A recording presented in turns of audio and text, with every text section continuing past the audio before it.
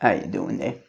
Welcome back to Babylon Talmud. Today we're studying Daf Mem Zayin, Daf 47. We're Masechta BavaMetzia. Friends. Yo, friends.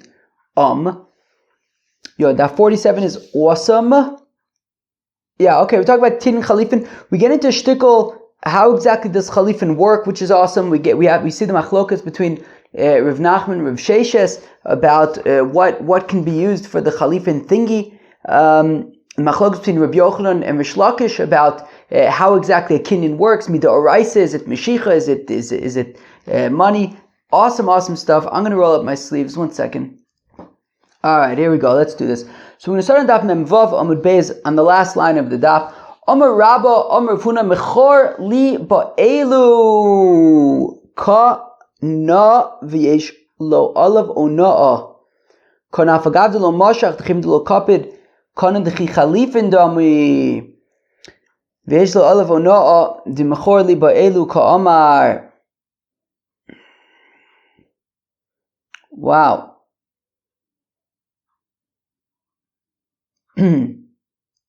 Okay, Givaldig. Okay, so Be'etzem Reuven goes to Shimon. Reuven goes to Shimon, and he says, Shimon, hey, I see you got a barrel of wine over here. Here, take this money. And Shimon's like, yeah, okay, whatever, and he accepts it. Doesn't look how much it is or anything like that. Shimon just kind of accepts it. Okay. So again, what is our Mechorli Ba'elu? Achaz biyado mos. Reuven's holding out the money for Amar lechaver, and he says to Shimon, Mechorli chayfetz shelcha Ba'elu. Just sell me this thing with this money. Ba'elu shebiyadi. V'lo hikbid l'shol kamei v'kiblim miyad elokech. Shimon doesn't ask how much. How much is it? Let's say the wine cost the barrel of wine. Let's say is $1,000, and Reuven just puts some, gives some money to Shimon. Shimon doesn't look how much it is, doesn't say anything. He just takes it. So Amar Rabba Amar Rav Huna Mechor Li Ba'elu. So if Reuven says to Shimon, here, sell me your barrel of wine for these, and Shimon doesn't look, he just accepts it. Kana, it's a good sale. V'yesh lo olav ona. And okay, fine. And there is also a concern about Onah, which is interesting. We're going to get to Onah. We're going to start getting to learning about Onah on Daf Mem Tes Amud Beis in the next Mishnah. Be'etzim. Okay, you have to be concerned, I guess, if he paid him too little or too much, you would have to be concerned about Onah, which is overcharging or undercharging. Fine. Kana afagav dilo mashach. So Reuven is kone the barrel of wine, if that's what he's buying. He could be buying anything, but let's just say it's a barrel of wine. He's calling the barrel of wine, even though Reuven didn't pick it up. He didn't make a kinyan meshicha. The chemidlo kopid, because since Shimon wasn't particular, he didn't really care how much he was receiving. He's just like, yeah, whatever. So kana d'chi chalifin dami. So it's basically like a kinyan chalifin, right? A kinyan chalifin. We're going to learn about this a little bit more now, but a kinyan chalifin doesn't actually have to be the actual value, right? Like, meaning, when I go to sell my chometz to the rabbi and he gives me his pen and I pick up his pen and he gets my chometz, I could have a whiskey collection worth thousands and thousands of dollars. He gave me his pen.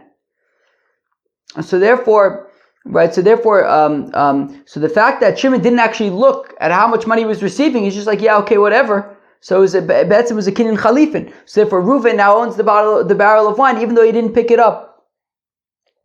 V'yesh lo olav onah, but there's still a din of onah, so we would actually have to see how much Reuven actually gave Shimon, because if it's if it's overpriced by a sixth or underpriced by a sixth, so then either party would be able to take it back. The mechor li ba'elu kam, because it says mechor, sell me like a regular sale where onah would be relevant. The mechor li ba'elu kam alei. Rav Abba Amar Rav Huna, but Rav Abba says in the name of Rav Huna, Mechorli ba'elu, if he says, sell me your barrel of wine with this money, and he doesn't say how much, and Shimon doesn't look how much, kana, so it's a good kinyan, ve'ein lo olav onah, but there's no onah because it's a regular kinyan, it's a kinyan chalifin, and there's no ono when it comes to chalifin, right? As we said, the rabbi gives me the pen and he gets my whiskey collection. It's not balanced, but it still works when it comes to chalifin. Okay. So now the Gemara asks kind of an interesting question. I hope I understand it on some level. I don't think it's particularly hard. It's maybe arguably a little weird to read, but let's see. Pshita domim ve'ein makbir alein o ka'aminan dekani. Deka chalifin domu. Right? So it's obvious. So by the way, if anybody was wondering, like, wait, how could money be used for kinyan chalifin? It's a good question. We're going to ask that soon, right? Because it seemed like we were saying that maybe it's a machlokas. Can money been used for chalifin or not? So here we seem to be assuming. Sounds like we're assuming that money can be used for chalifin. We'll see in a few minutes. So pshita domim ve'ein makbir alein or kamina dekani. So when it comes to, if the Shimon is not makbir on how much he's receiving from Ruvain, so we said that it works to kachalifin damu, that it's a good sale because it's considered like kinyan chalifin. Okay. Chalifin u makbir alein. Oh, interesting. Wait. So damu ve makbir alein o kamin dekanu deka chalifin damu. Chalifin u makbir alein mai. Interesting. So what if by kinyan chalifin, what if I'm going to sell my chametz to the rabbi and the rabbi gives me his pen? And I'm like, wait a second. I'm giving you thousands of dollars worth of whiskey and you're giving me a pen. This isn't balanced, right? So if sort of the parties or one of them is kind of more concerned about the, how much things are worth, right? In general, you go to sell your chametz, right? You go, the rabbi gives you a pen. You're not really paying attention. You're like, all right, I'll do whatever you say. Give me a pen, say pick it up, you pick it up. Now somehow the whiskey belongs to the rabbi. Okay, no, how much does it cost? I don't know. How much does the pen cost? I don't know. Whatever, we're doing a kinyan chalifin. I pick up the pen, you get my chametz, whatever, and that's it. But what if the people are concerned, as we're going to see in a minute? Well, what if they kind of are concerned about how much, we're about to swap things. What are the actual values of the things that we're swapping? So then what happens? So Amr Vada Bar Ahava says, Vada Bar Ahava Tashma, come in here. Harishahaya Tofes Paroso Ve'omed. If Ruvain had his cow, and he was standing in the middle of Shuk Machne Yehuda with his cow, and Shimon comes to Ruvain and he says, why did you bring your cow to Shuk Machne Yehuda? Most of the cows in Shuk Machne Yehuda are dead. How come you brought a live cow to Shuk Machne Yehuda? So l'chomer ani tzarich, because I'm looking for a donkey. I want to buy. I want a donkey. So yesh l'chomer shani no sein l'cho. So Shimon says, you know what? I have a donkey. Let's make a kinyan chalifin. I'll get to your cow. You get my donkey. Paroscha bechama bechach bechach. Okay, and then they kind of say, okay, now how much does the cow cost? Costs such and such amount. Chamorcha bechach bechach. How much does your donkey cost? Cost such and such amount. Okay, and then they move on and they do the kinyan, or seemingly they do the kinyan chalifin. Moshach bala chomer es hapore. If Shimon now gives a tug to Ruvain's cow, v'lo hispik bala pore limshoch es hachomer. Now Ruvain did not yet have an opportunity to make a kinyan meshicha on Shimon's donkey. Ruvain did not have an opportunity yet to make a kinyan meshicha on Shimon's donkey. And then the donkey dies before Ruvain has an opportunity to do a kinyan meshicha. Lo kana balachamor es apara. So the balachamor, so Shimon is not kona the para.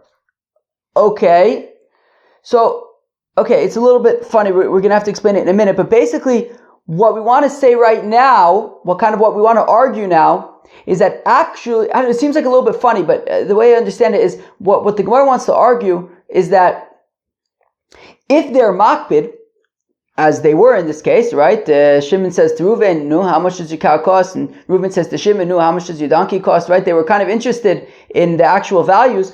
So because they were interested in the actual values, it actually was not a kinyan chalifin. Right, kinyan chalifin, right? I go to sell my chometz. I don't know how much my chometz costs. I know I have my whiskey collection, right? I also maybe have stuff in the pantries, whatever it might be.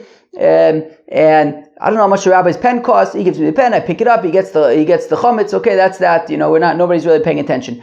But if they are paying attention, right? Shimon wants to know how much Reuven's cow costs. Reuven wants to know how much Shimon's donkey costs. Well, then it's no longer a kinyan chalif, and it's actually a sale. So Shimon gave a tug to Reuven's cow, and he now owns Reuven's cow. But Reuven hadn't yet given a tug to Shimon's donkey, so he didn't yet own Shimon's donkey. And if Shimon's donkey died before Reuven had an opportunity to give it a tug, to do a kinyan meshicha, so then so then Reuven doesn't get Shimon's dead donkey, and you could then imagine, say like, hey, if you're not going to pay me for my cow, then the deal's off.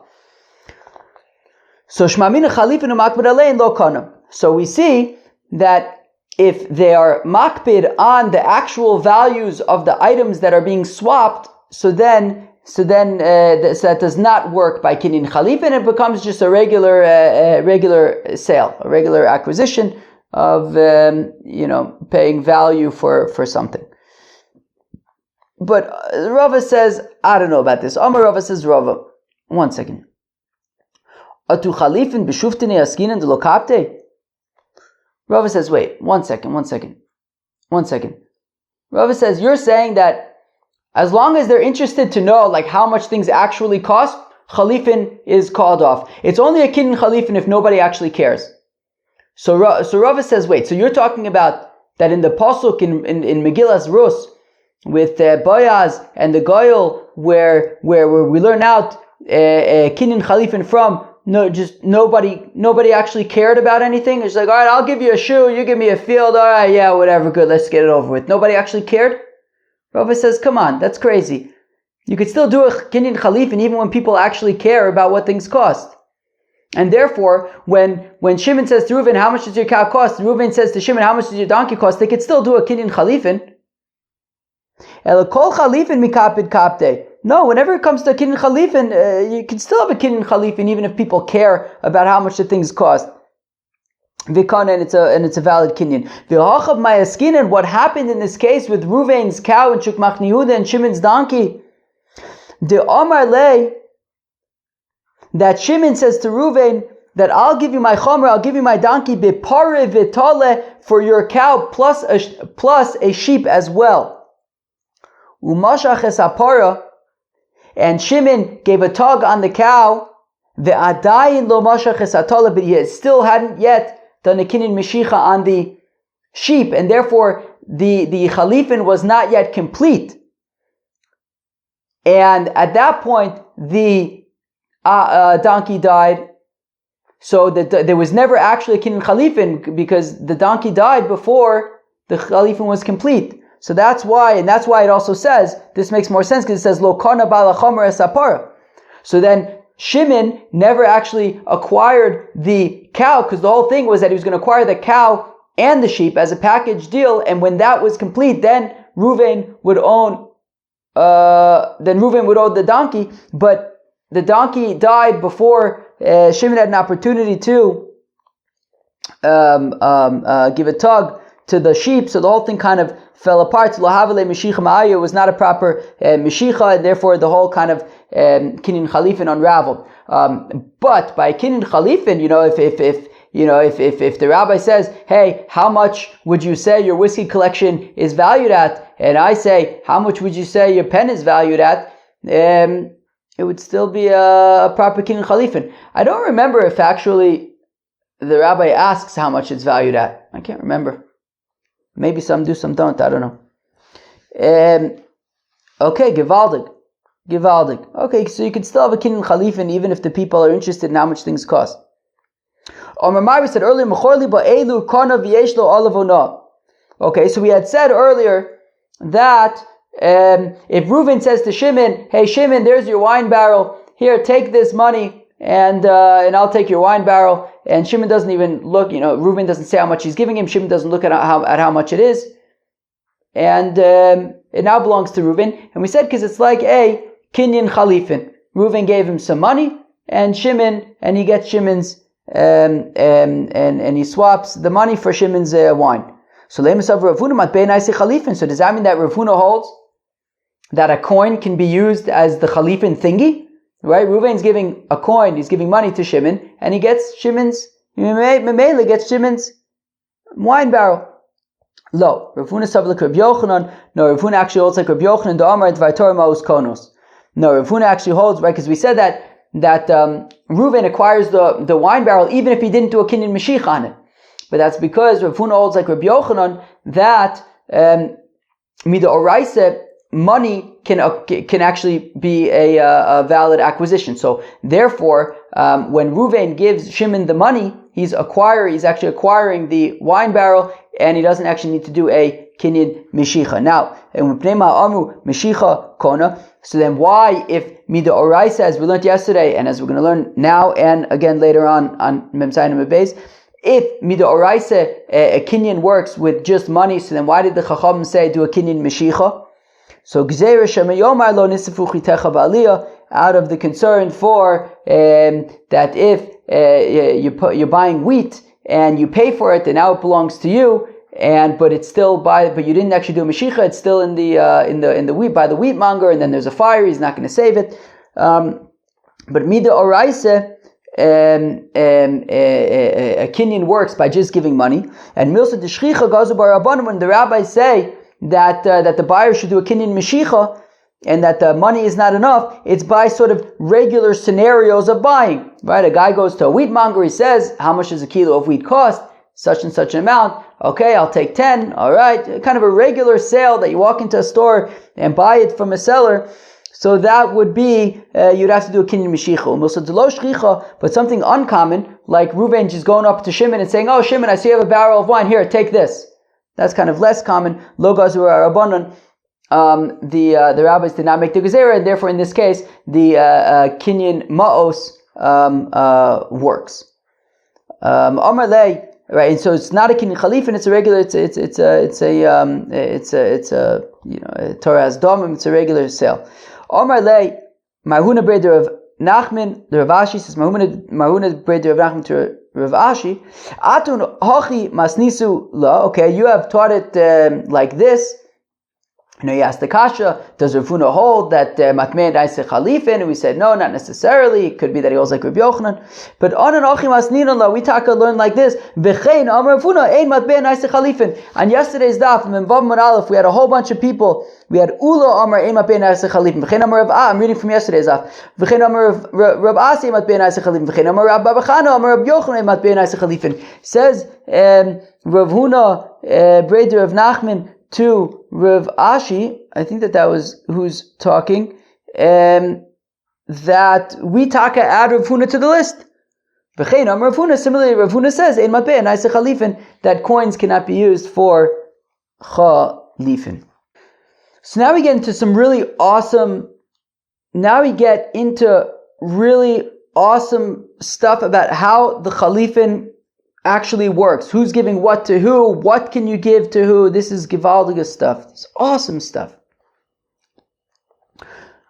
Bame konin. Okay, so how does the kinyan chalifin actually work? Rav Amar b'chelev shokona.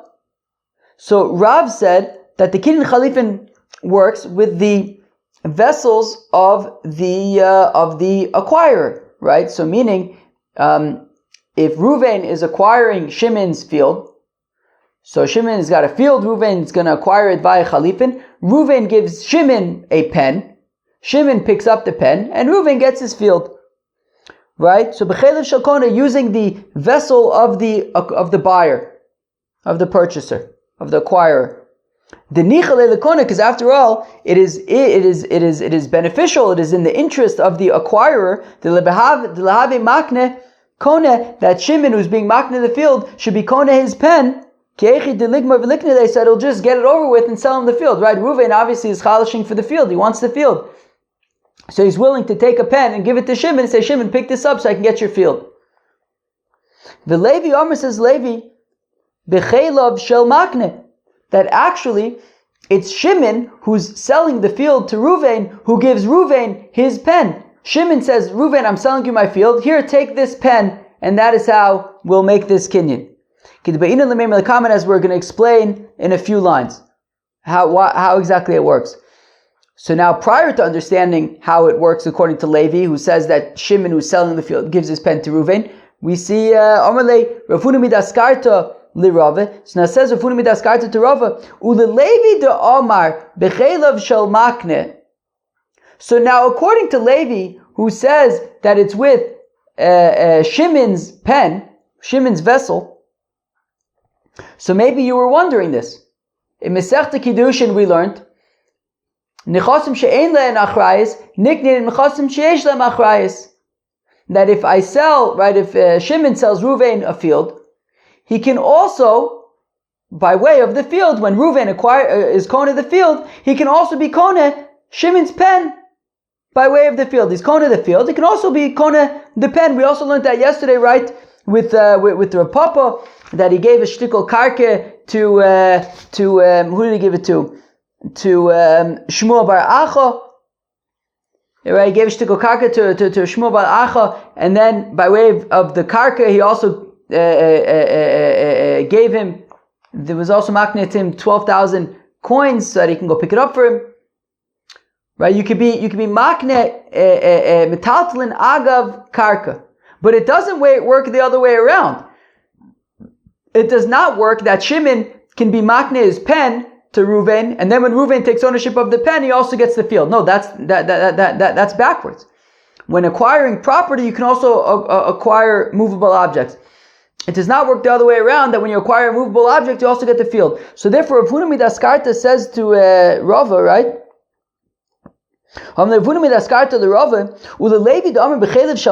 So according to Levi, who says that Shimon, who's selling his field to Ruvain, he's the one who gives the pen to Ruvain. Well then, haka kani ara agav glima.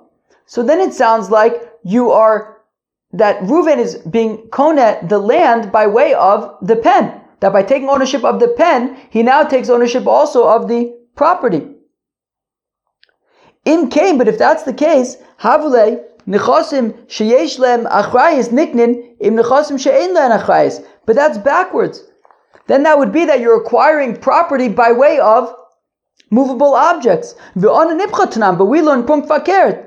Nechasim she'ein lehem achrayis niknin im nechasim sheyesh lehem achrayis. That when you acquire property, you can also then acquire movable objects at the same time, but not the other way around. So Rava says to Rav Huna midaskarta, if Levi was here, oh boy, you would have been in for it. Have a mapik laipach pulse denura. He would have, I don't know how to translate, something to do with fire. He would have been very, very upset. Apparently would have excommunicated you. No. Misovet glima maknele. Do you really think that is what's going on? Do you think that Levi was unaware of the halacha that we know from Masechta Kiddushin that nechasim she'ein lehem achrayis nitin nechasim sheyesh lehem achrayis, and not the other way around? No, it's a regular kinyan chalifin be'etzim. What's the way that Rav learns? The way that Rav learns is Reuven gives Shimon the pen, and Shimon gives Reuven his field. So it's very similar. What's happening here? Shimon gives Reuven the pen. What does Reuven give back to Shimon? Satisfaction. With that hanoya, that when Shimon gives Reuven his pen and Reuven accepts it, that satisfaction that Shimon receives when Reuven accepts his gift, his pen, in response or whatever, meaning, and then after Shimon receives from Reuven the satisfaction, he then gives to Reuven the field. So he kind of kicks it off with giving the pen, which then gives Shimon satisfaction, and in response to the satisfaction that he receives, he gives Reuven the field. Interesting. So with that hanoah benefit that Shimon receives when Reuven accepts his pen, Gomer v'aknile, he is then makne the field to Reuven. All right. Kitanoi, and it's taka machlokes tanoim about who's giving the pen. V'zois lefonim b'Yisrael. This is how they did things in Israel. Ala gula v'ala tmura. We'll explain what that means in a second. L'kayim kol dover. Shalaf ishnai lo v'nosan l're'eyu. They would do a kinyan chalifin. Right? So gula zo mechira. If you wanted to sell something. V'chein omer lo yigoel. It says by Meiser Sheni lo yigoel, it cannot be sold by did I say Meiser Sheni? By Meiser Behema. Tmura zo chalifin, and tmura is to switch it with something. V'chein omer lo yachlifenu v'lo yamir also. It says by korbanos you can't switch it, and it says tmura yamir. L'kayim kol davar shalaf ishnai lo v'nosan re'eyu. So if they wanted to make some kind of a kinyan, whether a mechira or a chalifin, so somebody would take off his shoe and give it to the other guy. So mi nosan lemi. So who gave to who? In Megillah's Rus, who is giving to who? Boaz. So Boaz, who was acquiring the field, nosan legoyel. Boaz gave the shoe to the goel, to the relative, and then Boaz in return got the field. Rabbi Yehuda says no, it was the goel who gave it to Boaz, like Levi says that the goel who was being makna in the field gave the shoe to the goel gave it to Boaz. Tana, we learn in the Brisa, koinin b'chli afal pi shein bo shav pruta. So when it comes to a kinyan chalifin, the chalifin thingy doesn't have to be worth a pruta, right? I guess. The rabbi takes his pen, is the pen shava pruta? I don't know, maybe yes, maybe no. But whatever it is, the vessel does not need to be a shava pruta. Omer Rav Nachman lo shanu ele b'chli. It says Rav Nachman that a kinyan chalifin, the chalifin thingy has to be a vessel. Aval b'peirei lo. But you can't use fruits. You can't use anything other than a vessel. Can't use an animal. Can't use fruit. Rav Sheshes Amar Afilu b'Peiris. Rav Sheshes says no, you can even use Peiris. My time to Rav Nachman says it's only a vessel. Amar Krok, because the pasuk says no alo, his shoe no al in midachrina lo. Specifically a shoe. That is specifically a shoe. A shoe is a vessel. Rav Nachman says you have to use a vessel. My time to Rav Sheshes, how come Rav Sheshes says you can only use Paris? Because the pasuk says l'chaim kol davar, right? Like keilu b'chol davar, you can use anything, even Paris. The Rav Nachman nami aksiv l'chaim kol davar. Now according to Rav Nachman, what does he do with l'chaim kol davar? Ahu l'chaim kol davar denikne b'minol. Meaning, I think if I understand correctly, he's saying that meaning you can acquire whatever the heck you want with a kli. Keilu, you can acquire a cow with a kli. You can't acquire a cow with another cow, according to Rav Nachman, right? At least not as chalifin, but you can, right? So you can't use a cow as the chalifin thingy, but you can use a pen in order to acquire a cow. Sure. Rav Sheshes nami oksiv na'alo. Now Rav Sheshes, who says you can use anything, Paris. So what about na'alo? So Amr Lach Rav Sheshes would say, Ma'anolo Dovra Mesuyim. Well, just like a shoe is something that is whole, it's not broken. Av kol Dovra Mesuyim lafuke chatzi rimin b'chatzi egos delo. So also you need things you need to do chalifin with something that is whole, something that is complete, not half of a pomegranate or half of a nut. You can't do chalifin with these things. It has to be a complete thing. Rav Sheshes says, Rav Sheshes breder of Idi, K'man kasvino na idna. How can we write in the documents, right, that I guess after there was a kinyan chalifin, they would document it. So how can we write b'manu de kosher l'mekanyabe, with a vessel that is kosher to make a kinyan with? So b'manu, so when we say a vessel, la'afukim into Rav Sheshes, the exclusion of Rav Sheshes, the Amar Konin b'Paris. Rav Sheshes says you could use Paris, but we say b'manu, no, it has to be a vessel. The kosher, that has to be something that's kosher, la'afukim into Shmuel, the Amar Konin b'Marokah. That Shmuel says that you can make a kinyan chalifin with dung. No, you can't. It has to be kosher. The mekanya, right, to be kone, lafuke mide Levi, to the exclusion of Levi, to Amar b'chelev shal makne, that it's the pen of Shimon, it's the pen of the one being makne, the one who's giving the field. Kamash when the mekanya v'lo lekanuye. No, it's to acquire it, not to sell it, not to acquire it. To acquire is a word that I made up earlier today to mean, it means to sell. I think it makes more sense in this case than to sell.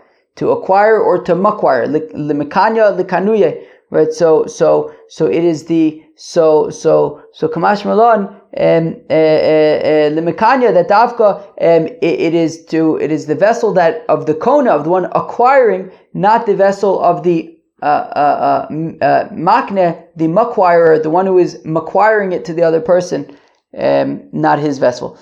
Bay Rav Papa Amar lemute matbea, it to the exclusion of a coin. Right. Ein matbei naise chalifin. Rav Zvid v'itemer Rav Ashi Omer lemutei isurei hana, that you can't use something that's asur b'hana.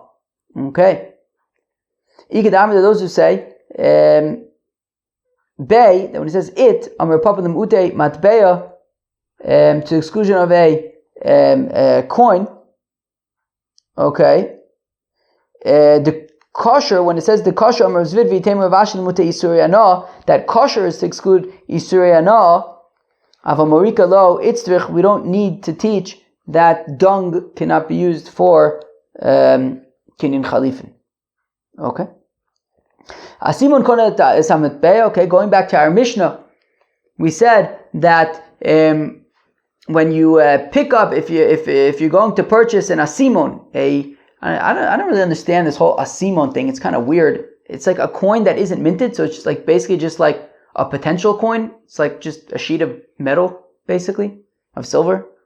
It's like a silver coin, just without a coin, without like, it's like, imagine a quarter without George Washington on it. It's just silver, I guess. Okay, anyways, so if you pick up an asimon, so then you're kona the asimon, and you have to pay the asimon monger.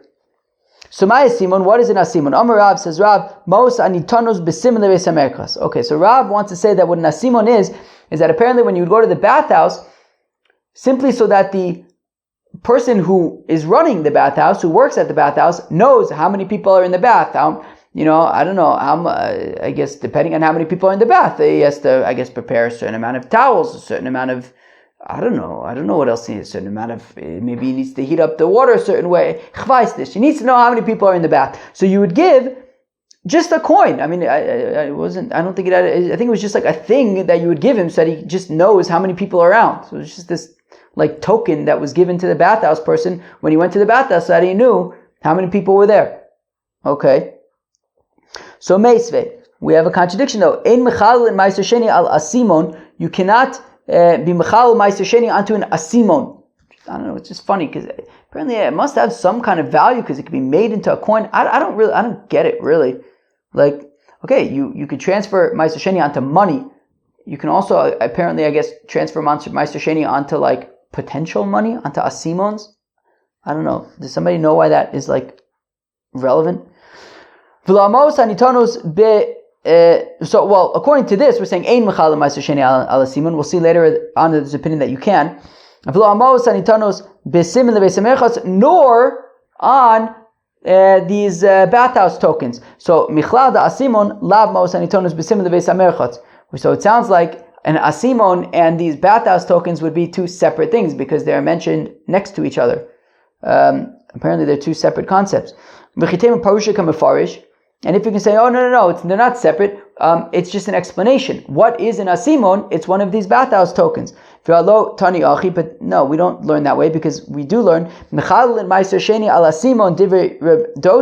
Reb Dosa says that you can be mechal ma'aser sheni onto an asimon. The Chacham say ein mechalin, that you cannot be mechal ma'aser sheni onto an asimon, but Vishavin all agree, however, she'ein mechalin al ma'os anitanos b'simin lebeis hamerchot, that while there's a machlokas about an asimon, all agree, however, that you cannot be mechal ma'aser sheni onto one of these bathhouse tokens. So it seems pretty clear that an asimon is distinct from a bathhouse token. El Amar Rabbi Yochanan, rather says Rabbi Yochanan, my asimon, what is an asimon? Pulsa, it's this round coin that has not been minted yet.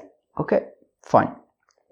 But Rabbi Yochanan Taimei, and Rabbi Yochanan, who offers this explanation for an asimon, is consistent. Dam Rabbi Yochanan, that says Rabbi Yochanan, Reb Dosa Rabbi Shmuel Amru Davar Echad. That Rabbi Yochanan says that Reb Dosa, who says that you can be Mechalal Ma'aser Sheni onto an Asimon, says the same thing as Rabbi Shmuel. Reb Dosa Hadamar, Reb Dosa, that which we just said about the Asimon. Rabbi Shmuel, Mahi, what does Rabbi Shmuel say? The Tani V'tzarta Kesef B'yodcha. It says by Ma'aser Sheni that you'll take the Kesef, V'tzarta Kesef B'yodcha. L'Ravos Kol Davar Anitzur B'yad. Div Rabbi Shmuel. Rabbi Shmuel says anything that you could take in your hand.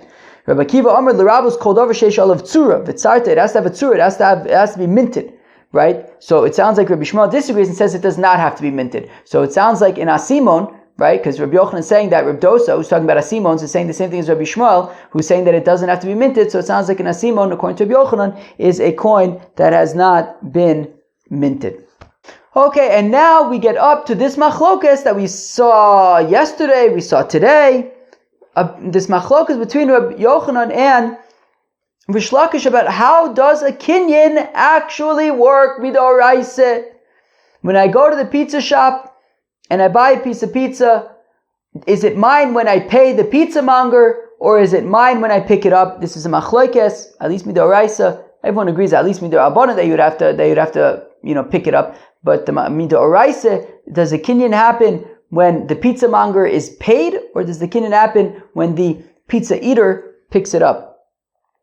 So Keitzad Moshach Imenu Peris, so if the purchaser picks up the fruits, Velonas and Lomos, and yet he didn't yet pay for it, neither party can be choser at that point, because the kinyan has happened once the fruits have been picked up. Bechule. Amar Rabbi Yochanan says, Rabbi Yochanan Dvar Teira, that Mida Iraise, Ma'os Konos.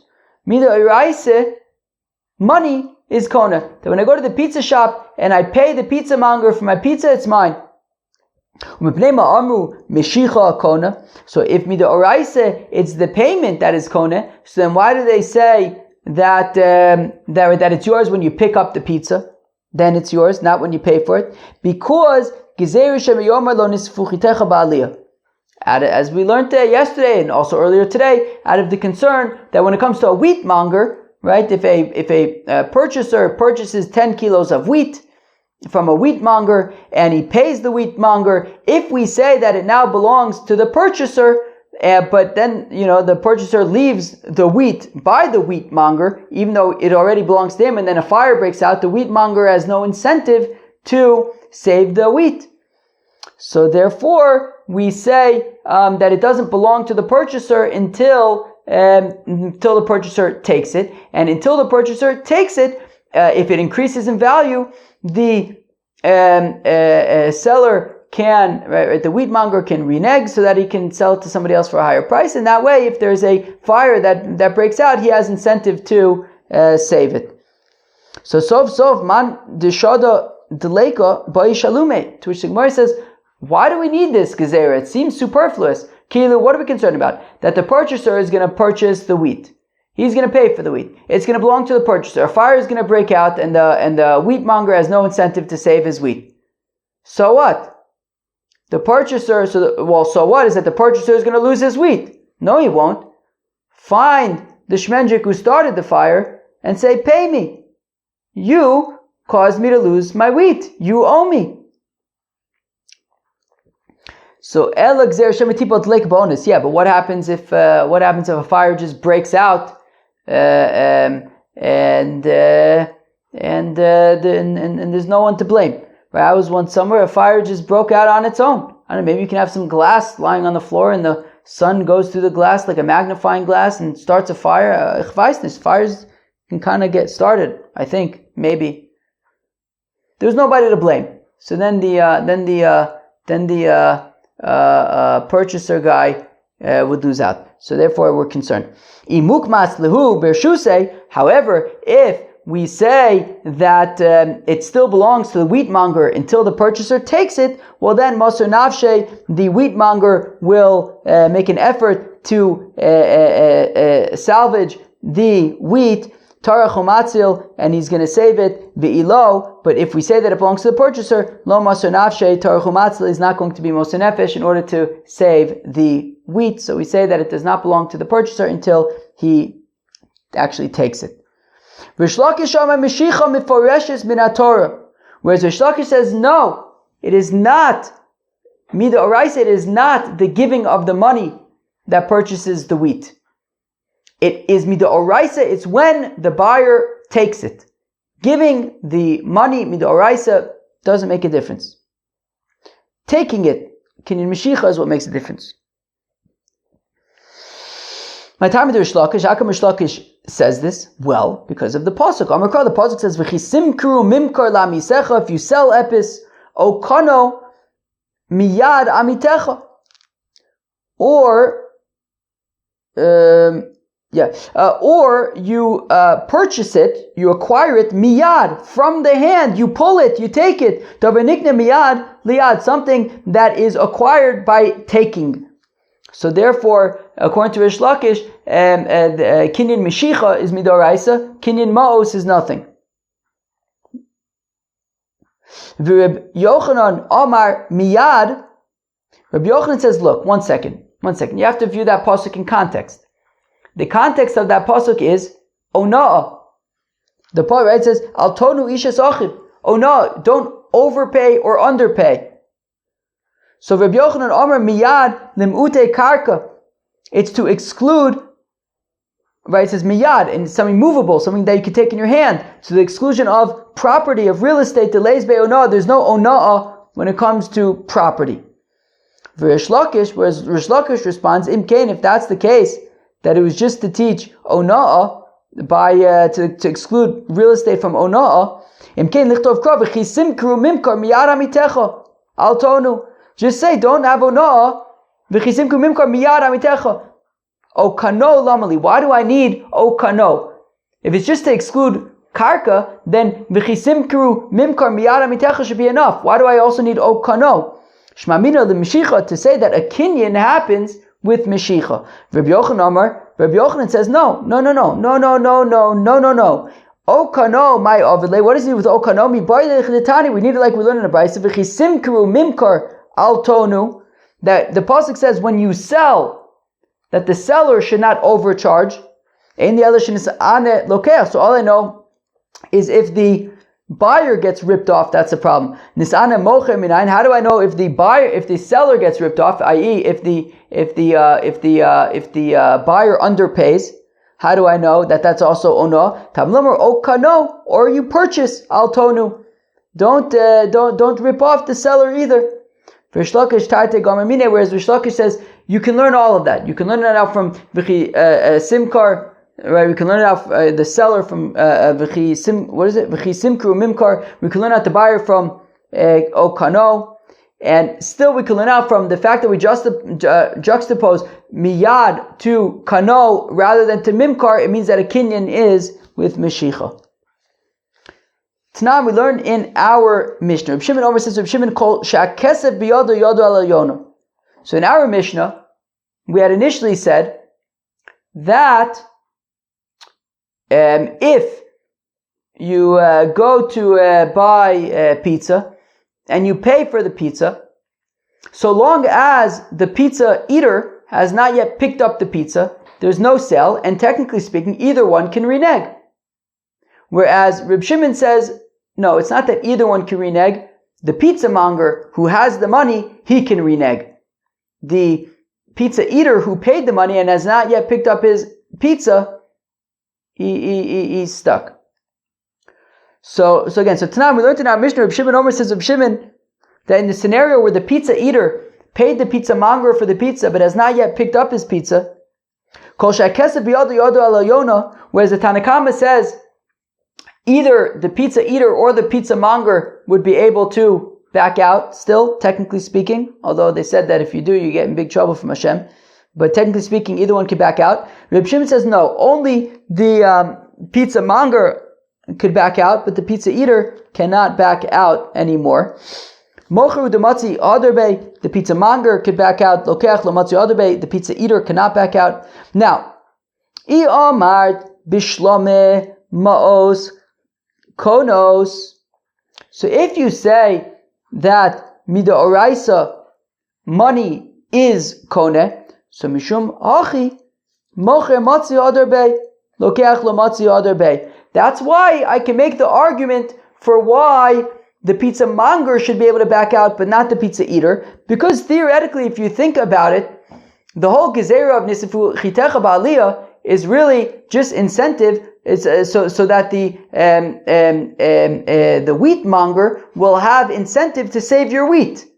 So therefore, so as long as the wheat monger has the option to back out, so then he will have the incentive to save the wheat. But you really don't need to make any. That doesn't have to have any effect on the wheat purchaser, right? So meaning, if we're saying, Reb Shimon, so Reb Shimon reasons that, look, Mida Oraise, money is kone, right? So Mida Oraise, when the wheat purchaser pays for his wheat, he purchased the wheat. Now the Chachamim, and I assume that it works because of Hefker Best and Hefker, right? The Chachamim can say no, it's ownerless. So the Chachamim say no, we're concerned, Shemanistifu Chitecha Ba'aliyah, we need the wheat monger to have incentive to save it. So the Chacham say, okay, therefore either one can back out.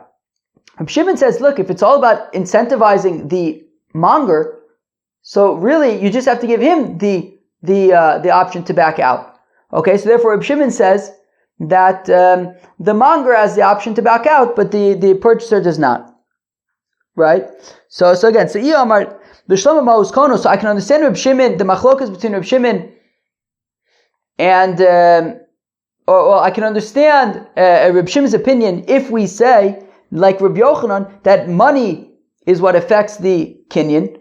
Mishum Achin, for that reason, Mocher Matzi Ader Bey, Lokech Matzi Ader Bey. Therefore, I can understand why, if the reason why we say that Mos doesn't work is in order to incentivize the wheat monger to save the wheat. So therefore, really only the wheat monger needs to have the option to back out, but the wheat buyer, doesn't need any option to back out. Shemin Yisafu Chitecha Ba'aliyah. Was that what it is? Yeah, my brain is stickle turning. Shemin Yisafu Shema Yomarlo Nisfu Chitecha Ba'aliyah. So that really only affects the seller. My brain is shtickle turning to a mush right now, but it's right at the end of the daf, so it's okay. It's not major mush. Eli Amart Mos Einon Konos. But if you say like Rish Lakish that money midoraisa does absolutely nothing, it's all about the Meshicha, well then why should the monger be in any different of a position than the buyer? Money doesn't acquire anything. When the wheat purchaser paid money to the wheat monger, absolutely nothing happened midoraisa. Either one should be able to back out. Right? Then either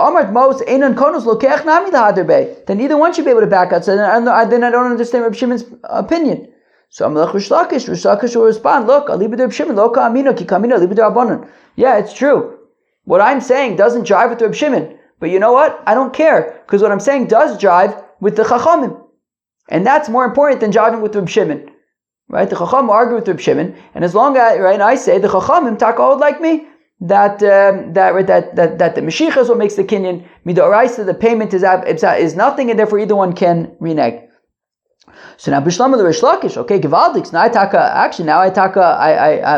I'm digging Rish Lakish's opinion. Hanedika ben Reb Shimon l'Rabbanan. Oh, so now I understand the difference between Reb Shimon and the Rabbanan. According to Rish Lakish, the Rabbanan say that Mashiach is midoraisa, and Reb Shimon, who's a Das Yochid, says that Ma'os Konos midoraisa. And Reb Yochanan, according to Reb Yochanan, who says that Ma'os Konos midoraisa, so then what's the difference between the Tanakama and Reb Shimon? Smaika ben Reb Shimon l'Rabbanan. So you can marry, the difference is the Rav Chizda. The Rav Chizda gederech shetiknu Mashiach b'mochrin. So just like there's Mashiach by the sellers, right? That they could renege. So then kach tiknu Mashiach b'lekuchis. So the same thing, we say that also the buyer can renege until there's a Mashiach, i.e. that it's Rav Chizda says that either one can renege. Rav Shimon leisle to Rav Chizda, Rabban Islu to Rav Chizda. That Rav Chizda would not be in line with Rav Shimon, because Rav Shimon says that only the seller can renege, but the Chachamim would be in line with that, because they say either one can renege. So that is the difference about who can renege.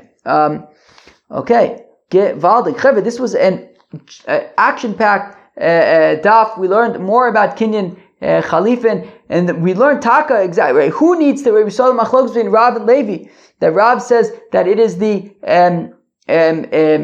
buyer who gives the pen in order to get the field. Levi had said that it's the seller who gives the pen. We saw the machlokes between, right? We feel like we've been talking about this machlokes in Rav Nachman and Rav Sheshes. So Rav Nachman says that you have to use a vessel for chalifin, whereas Rav Sheshes says you can even use peiris. We saw the machlokes between Rabbi Yochanan and Rish Lakish about how exactly does a kinyan work mida oraisa. Rabbi Yochanan says that mida oraisa ma'os are konus, but we say mida rabbanan that meshicha should be kona shem yomalo nisafu chitecha ba'aliyah, and Rish Lakish says that no, mida oraisa taka the meshicha is what is konin. So some very, very interesting machlokes in another awesome daf here in the mind-blowing Masechta of BavaMetzia. Peace out.